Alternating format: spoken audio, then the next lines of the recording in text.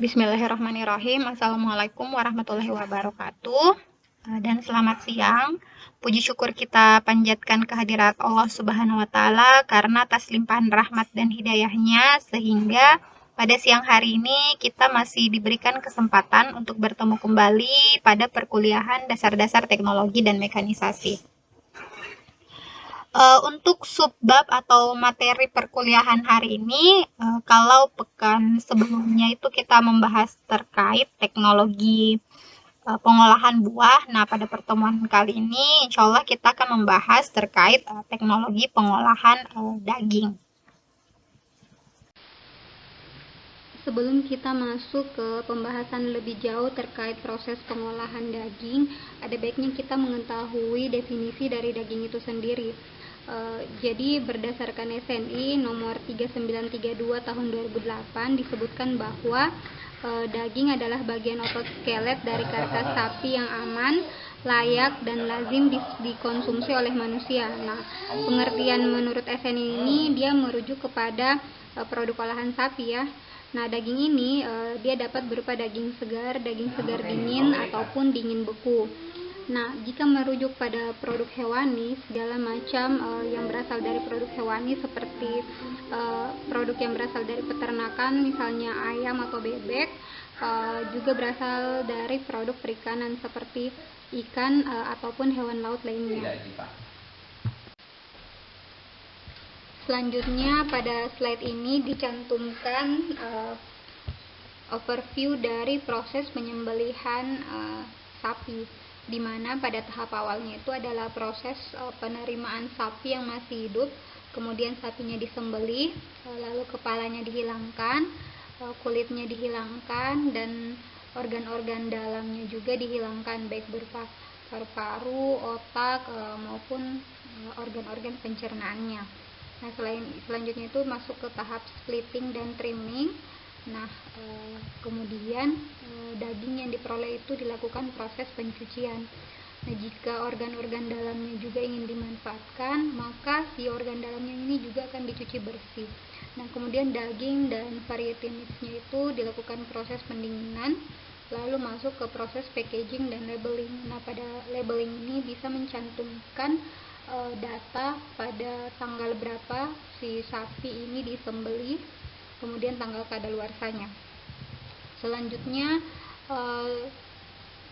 bahan ataupun material yang sudah di label atau di packaging itu disimpan dalam suhu dingin dan siap untuk didistribusikan. Selanjutnya kita masuk ke tahap tenderization, yaitu tahap setelah proses penyembelihan hewan, di mana tenderization ini dia merupakan suatu proses pengempukan daging. Terdapat beberapa macam metode yang bisa kita lakukan untuk mengempukan daging. Di antaranya adalah aging. Nah, aging ini dia merupakan proses yang terjadi secara alamiah setelah hewan tersebut disembelih. Kemudian yang kedua adalah penggunaan enzim. Nah, penggunaan enzim ini kita sebut dengan metode artificial chemical, jadi penambahan senyawa kimia. Nah, enzim ini yang biasa kita pakai itu bisa berupa enzim papain yang berasal dari pepaya ataupun enzim yang berasal dari nenas. Nah, itulah mengapa biasanya orang-orang terdahulu itu mengempukan daging, biasanya dia membungkusnya dengan daun pepaya, kemudian atau biasanya juga dia menambahkan nanas yang telah mereka hancurkan, mereka tambahkan sedikit, tujuannya adalah untuk mengempukan daging, karena pada pepaya dan nanas tersebut terdapat suatu enzim atau suatu protein yang bisa mengempukan daging. Kalau pada pepaya namanya papain, kalau pada nanas namanya bromelain. Nah, selain proses secara kimiawi atau artificial chemical process, ada juga proses secara mekanik, yaitu dengan proses pengepresan. Selama proses penyembelihan hewan ataupun sapi, itu akan dihasilkan sesuatu yang kita sebut dengan byproduct. Nah, byproduct ini bisa kita konsumsi seperti lidah, otak, kemudian jantung, hati, dan ginjal ya dari sapi. Nah, seluruh produk byproduct tersebut kita namakan variety meats. Nah, variety meats ini dia sangat mudah rusak ya, jadi dia lebih mudah. Selanjutnya kita masuk ke meat and meat product. Nah, ada beberapa istilah yang perlu kita pahami. Yang pertama adalah meat. Jadi meat ini kita kategorikan dalam daging, otot, lemak yang terkandung di dalam otot, jaringan ikat dari mamalia yang biasanya kita manfaatkan sebagai bahan pangan.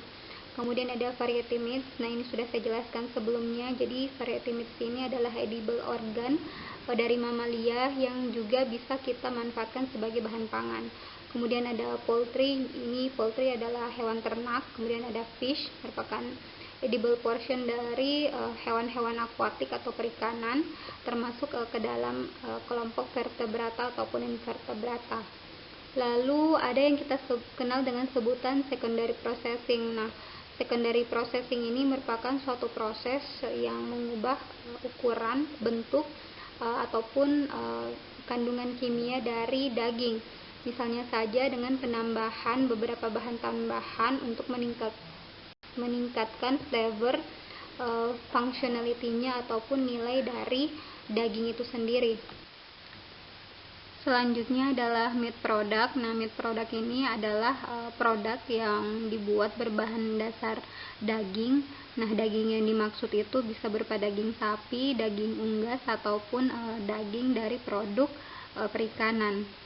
Kemudian yang terakhir adalah product manufacturing. Nah, product manufacturing ini merupakan proses penambahan bahan-bahan tambahan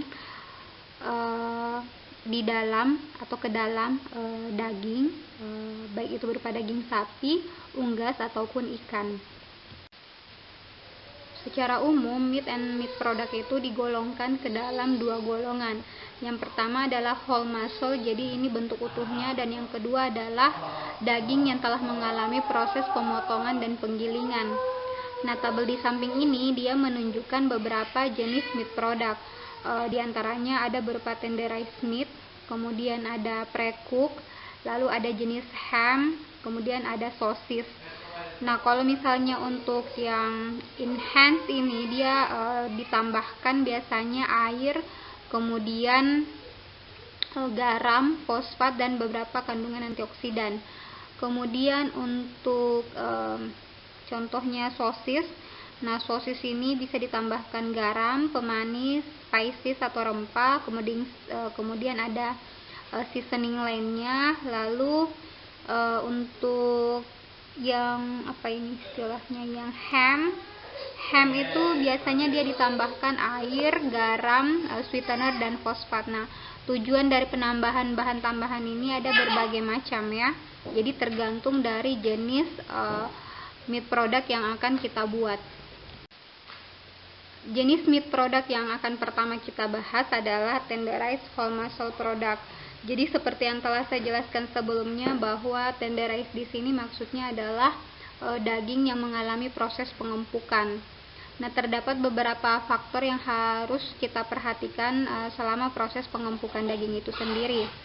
Nah, dalam slide ini ada 4 jenis faktor yang perlu kita perhatikan. Yang pertama adalah protein, kemudian adalah sarcomer length, kemudian jaringan ikat, dan komposisi dari daging itu sendiri. Untuk protein sendiri, di dalam daging itu ada yang kita kenal dengan sebutan protein kontraktil. Nah, protein kontraktil ini dia sangat berperan di dalam proses pengempukan daging.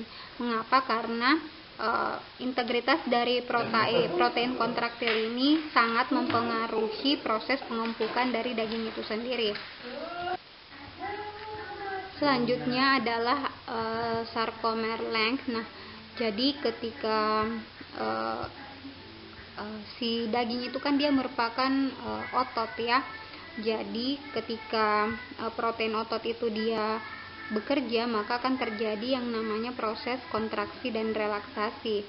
Nah, sarcomer length ini dia sangat berperan di dalam proses pengempukan daging. Mengapa? Karena kalau si ototnya mengalami proses kontraksi, lalu si sarkomer leng ini dia akan menjadi lebih pendek, sehingga dagingnya itu dia cenderung lebih keras. Nah, oleh karena itu ketika si daging dia disembelih,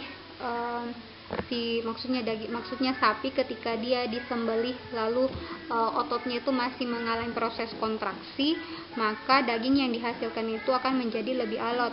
Nah, itulah mengapa ketika sapi disembelih sebaiknya sapi itu dikondisikan serileks mungkin. Tujuannya apa? Agar daging yang dihasilkan itu jauh lebih empuk. Selanjutnya ada komposisi dari daging itu sendiri, dimana daging itu kan dia tersusun atas beberapa komponen, diantaranya ada lemak, air, dan protein. Nah, jumlah lemak, air, dan protein yang terdapat di dalam daging itu sangat berperan atau sangat mempengaruhi keempukan dari daging itu sendiri. Selanjutnya adalah enhanced or injected fresh meat. Jadi produk ini merupakan daging segar yang telah mengalami proses injeksi suatu larutan. Tujuannya adalah untuk meningkatkan palatabilitas, juiciness, ataupun keempukannya. Biasanya larutan yang dipakai itu bisa berupa air, garam, fosfat, ataupun komponen-komponen lainnya. Nah, si enhanced atau injected fresh meat ini dia merupakan bagian dari proses marinasi, di mana proses marinasi itu adalah mencampurkan daging baik dengan cara direndam, dimassage, ataupun diinjeksikan. Tujuannya adalah untuk meningkatkan cita rasa, keempukan, ataupun sensori atributnya seperti warna ataupun juiciness-nya. Selanjutnya adalah pre-seasoned product. Jadi pre-seasoned product ini hampir mirip dengan produk marinasi, di mana spices ataupun flavoring agent ditambahkan ke dalam daging yang telah dipotong. Kemudian ada pre-cook product. Jadi pre-cook produk ini merupakan produk daging yang dimasak setengah matang. Selanjutnya ada cure whole muscle product. Jadi produk ini merupakan produk daging yang mengalami proses curing. Apa itu proses curing? Jadi curing itu merupakan proses penambahan garam ataupun nitrit dan nitrat ke daging segar. Tujuannya apa? Tujuannya adalah untuk meningkatkan warna, cita rasa, dan tujuan utamanya sebenarnya untuk mengawetkan daging itu sendiri. Selanjutnya kita masuk ke metode curing. Terdapat beberapa macam metode curing yang perlu kita ketahui. Yang pertama adalah dry curing. Dry curing ini merupakan salah satu metode konvensional di mana si daging itu permukaannya dilumuri dengan garam, gula, dan nitrat. Proses dry curing ini membutuhkan waktu yang cukup lama, yaitu 3 bulan sampai 1 tahun. Namun produk yang dihasilkan itu memiliki flavor yang lebih intens dan biasanya sangat direkomendasikan oleh para chef. Kemudian yang kedua adalah cover curing. Cover curing ini merupakan suatu metode di mana daging itu di-cover dengan garam, gula, dan nitrit. Proses cover curing ini biasanya memakan waktu lebih dari 6 minggu. Pada slide ini ditampilkan tahapan proses curing, di mana tahap awal itu adalah pemilihan ingredients, lalu memformulasikan garam, sweetener, kemudian nitrat ataupun nitratnya, dan beberapa bahan tambahan lainnya. Setelah itu kita mix ingredientnya, lalu kita tambahkan ke dalam daging. Selanjutnya kita mulai proses curing. Nah, setelah proses curing selesai, terdapat beberapa proses yang bisa kita lakukan, misalnya proses pengasapan ataupun proses pemasakan. Nah, setelah proses tersebut bisa kita dinginkan, kita kemas, lalu bisa kita distribusikan hingga didisplay di pasaran. Metode curing lainnya adalah injection curing, artery injection, dan combination curing. Pada combination curing ini terdapat 2 metode curing yang dikombinasikan, misalnya saja proses injection dan dry curing ataupun cover curing. Nah, pada proses injeksi curing ini dia memiliki keunggulan karena waktu curing yang dibutuhkan itu jauh lebih singkat dibandingkan metode lainnya. Selanjutnya kita masuk ke produk dendeng dan daging kering, di mana produk dendeng tersebut dapat kita buat dari irisan daging utuh ataupun daging yang telah mengalami proses penggilingan. Di dalam proses pembuatan dendeng terdapat beberapa hal yang perlu kita perhatikan. Di antaranya, seluruh produk dendeng itu harus memiliki rasio protein dan kadar air itu sebesar 0,75 berbanding 1. Tujuannya adalah untuk membatasi pertumbuhan bakteri sehingga si produk dendeng ini bisa kita simpan pada suhu ruang. Nah, produk dendeng ini bisa kita tambahkan proses curing ataupun tidak, kemudian kita keringkan, kita asapkan, ataupun proses pengeringan lainnya seperti air ataupun oven dry. Proses pembuatan dendeng ini cukup sederhana, di mana si daging ini dia diiris-iris tipis, kemudian dia dimarinasi. Nah, marinasinya itu bisa menggunakan garam, sweetener ataupun flavor agent lainnya. Selama proses marinasinya ini juga bisa kita tambahkan nitrit untuk menghambat proses pertumbuhan bakteri. Kemudian proses marinasinya ini bisa memakan waktu beberapa jam. Nah, setelah proses marinasi, si dagingnya ini bisa kita asapi ataupun kita keringkan. Kemudian setelah proses pengasapan ataupun pengeringan, si dendeng ini bisa kita kemas untuk bisa kita pasarkan. Selanjutnya kita masuk ke comminute product, di mana salah satu contoh produk ini adalah sosis. Yang pertama adalah fresh sosis. Maksud kata fresh ini adalah dia tidak ditambahkan nitrit ataupun tidak dilakukan proses pemasakan selama pembuatannya. Fresh sosis ini kita harus simpan dalam keadaan beku, tujuannya untuk memperpanjang masa simpannya dan menjaga kualitas dari sosis ini. Si fresh sosis ini tentunya harus kita masak terlebih dahulu sebelum kita konsumsi. Terdapat beberapa hal yang perlu kita perhatikan di dalam proses pembuatan fresh sosis ini. Yang pertama, sosisnya ini tidak boleh mengandung nitrat ataupun nitrit, tidak boleh mengandung fosfat. Untuk yang pork, biasanya dia mengandung kadar lemak yang cukup tinggi, sekitar 50%. Selama proses pembuatan, biasanya fresh sosis ini bisa ditambahkan antioksidan seperti BHA ataupun BHT. Untuk fresh sosis yang dibuat dari beef, biasanya mengandung lemak yang jauh lebih rendah dibanding fresh sosis yang dibuat dari pork.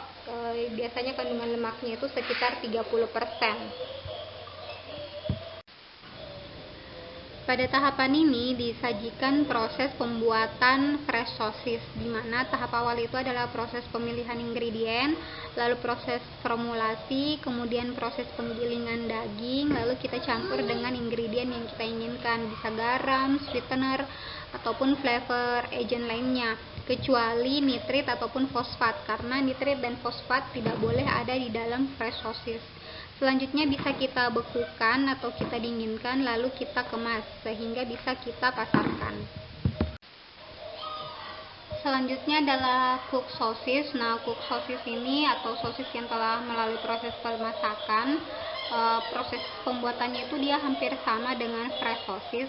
Hanya saja hal yang membedakan, dia dimasak terlebih dahulu sebelum disimpan di dalam refrigerator. Nah, perbedaan lainnya adalah pada cook sosis ini dia ditambahkan nitrit ya, sedangkan pada fresh sosis itu dia tidak ditambahkan nitrit sama sekali. Terdapat beberapa proses pemasakan yang bisa kita terapkan dalam pembuatan cook sosis ini, diantaranya bisa pengeringan dengan oven, kemudian pengasapan, penggunaan infrared, kemudian steam, pengukusan, ataupun kita menggunakan air panas ya. Nah, setelah proses pemasakan kita terapkan, si sosis ini harus dengan segera kita dinginkan. Tujuannya adalah untuk meningkatkan kualitasnya dan mencegah pertumbuhan mikroba. Pada tabel ini disajikan tahap pembuatan cook sosis, jadi hampir mirip dengan fresh sosis. Nah, yang membedakan di sini ada tahapan pemasakan ya. Kalau di sini dia proses pengasapan. Selanjutnya kita masuk ke sosis fermentasi. Perbedaan produk ini dengan produk sosis lainnya adalah dia memanfaatkan mikroba selama proses pembuatannya. Nah, mikrobanya tersebut bisa kita tambahkan ataupun kita memanfaatkan mikroba alami yang terdapat di dalam daging itu sendiri. Perbedaan lainnya adalah sosis ini memiliki derajat keasaman yang jauh lebih rendah dibandingkan sosis lainnya, di mana derajat keasamannya atau pH-nya itu berada pada kisaran 4,5. Hal tersebut disebabkan karena adanya kandungan asam laktat yang merupakan hasil proses fermentasi. Selama proses pengolahan sosis ini, biasanya kita tambahkan juga gula, biasanya berupa dextrose. Tujuannya adalah untuk menyediakan sumber energi bagi kultur mikroba ataupun mikroba yang terdapat di dalam daging. Selanjutnya adalah produk daging giling, di mana beberapa contoh produk daging giling itu seperti patties, kemudian bakso, nugget, dan beberapa produk daging dengan ukuran ataupun bentuk tertentu.